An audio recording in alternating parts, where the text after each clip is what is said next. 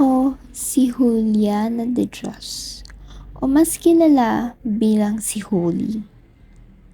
Pinaniniwalaan ng nakararami na ako ang pinakamagandang dalaga sa Tiani at ako ang bunsong anak ni Kabesang Tales. Larawan ako ng Pilipina na madasalin, matiisin, masunurin at madiskarte sa buhay.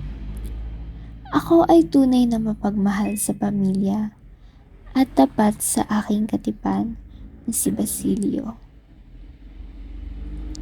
Nang kapusin sa pananalapi ang aking amang si Kabesang Tales, ay pinayuhan ako ni Hermana Bali na magpaalipin kay Hermana Penchang upang matubos ko ang aking ama na hinuli ng mga tulisan at upang mabayaran ng utang ng aking ama sa gobyerno.